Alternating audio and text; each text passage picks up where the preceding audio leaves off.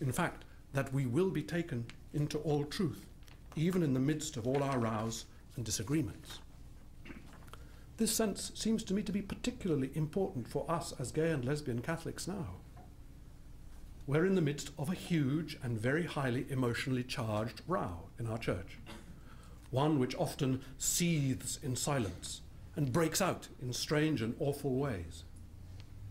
And yet what I find splendid about this is that in the Catholic Church, over time, faith prevents this row from being about ideology. In the Catholic Church, this is ultimately a row about what is, which means our taking it for granted that what is something which is bigger than us and which is opening itself up to us and which we don't control. Ideology is what you have when you don't have faith, when you're not aware that there is another bigger than us who is holding all of us in his hand through the upheaval, and that ultimately we are safe. There is room, we can be wrong, and we can learn to get it right. When you're not aware of that, then you are frightened of disagreement. And what you need to do is to produce a unanimity of opinion, of ideology. You need to get everyone to agree and have those who are in, and those who are out, out. But this is the classic sign of people who have a compulsion for certainty, a compulsion for being right, and a compulsion for being considered to be good, and so who grasp onto a fake certainty, a resolved righteousness, too small a togetherness. If we react like this, then it means that our anchor isn't in the rock beyond the veil. If it were, then we would be happy to know that we can all be wrong together, all learn together, and that our squabbling about what is right is a necessary part of the process of all of us learning. In fact, faith in the goodness and trustworthiness of the Creator, as revealed by Jesus being prepared to undergo a lynch death and so undo our lynching ways, has as its direct consequence the belief that we can be brought into knowing what is objectively true by the paths of human reason. Those paths involve the very great difficulty of our learning to be reasonable and to reason together by learning not to lynch, learning to detect when we are closing down our possibilities of growth by lying and murdering, so as to grasp what we take to be our identities, whether as individuals or as groups. This means that how we conduct our rows and arguments is inseparable from what we discover to be true. Something like this is going on at the moment for us as gay and lesbian people in the church. A certain sense of truth about who we are is beginning to become available to us in the midst of frightening and violent struggles, shouting and name-calling. It's begun to become available precisely in the degree in which we learn to stop defining a particular group of people as evil, so as to hold on to what turns out to be a spuriously narrow sense of what is good. And this is the only way anything about being human has ever been learned.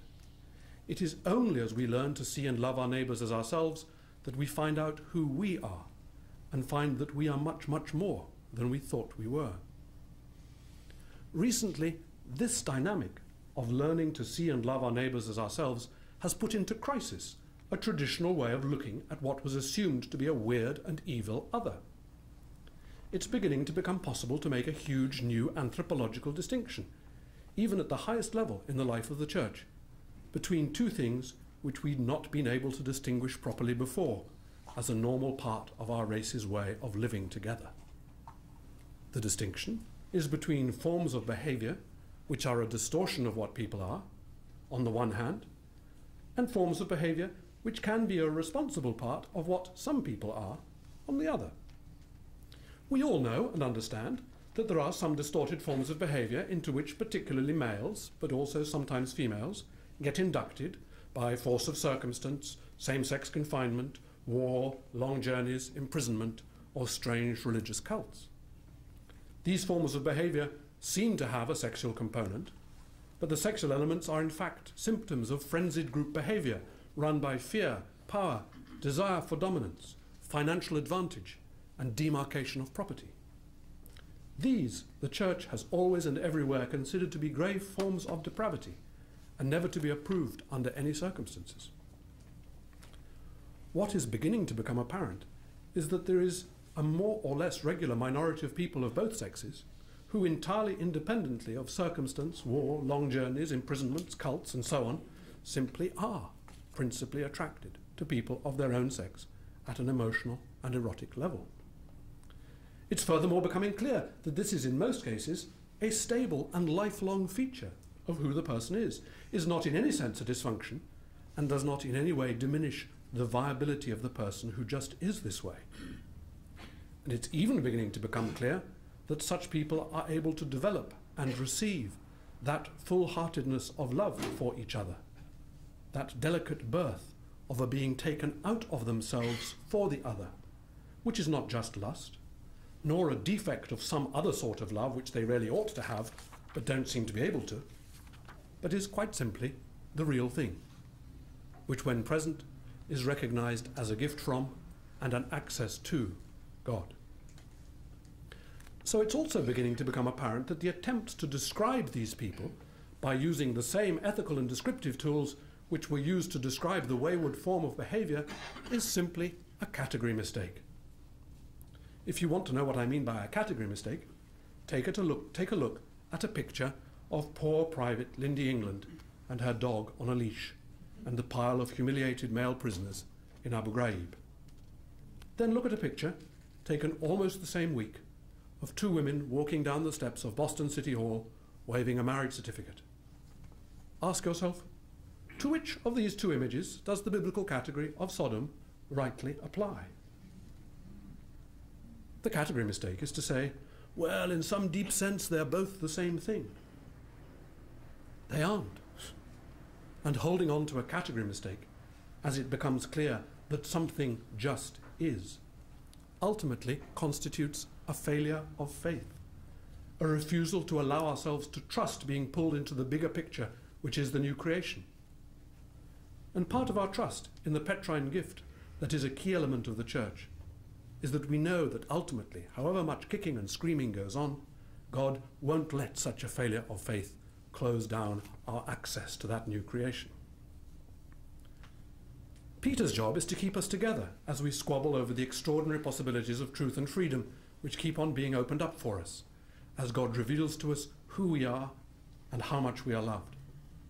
And of course, keeping us together often means giving succor to brethren of weak conscience, those most frightened of change, those who most miss the apparent protection of the good old termite hill. As you would expect, it's such people who are most attracted to what they take to be the stability of the rock. And often enough they do quite a good job of hiding the fact that that stability of the Petrine rock derives from a living rock, one from which flows living water. What I want to say at this point is, now is not the moment to be despairing of the church. I was taught at school that there is a so-called J-curve theory of revolutions. Have you heard of this? J-curve, J like that. According to which, while people are really oppressed and downtrodden, right down at the bottom of the J, they don't rise up against the regime. It's only when their circumstances start to improve and the regime starts to lighten up, perestroika hits in or whatever, that they finally rise up and throw off their shackles at the beginning of the upward curve. And this, I suppose, is what I make of the question you posed to me. From a queer perspective, why should we be wondering whether it's ethical to be Catholic now? We've just survived 25 years of John Paul.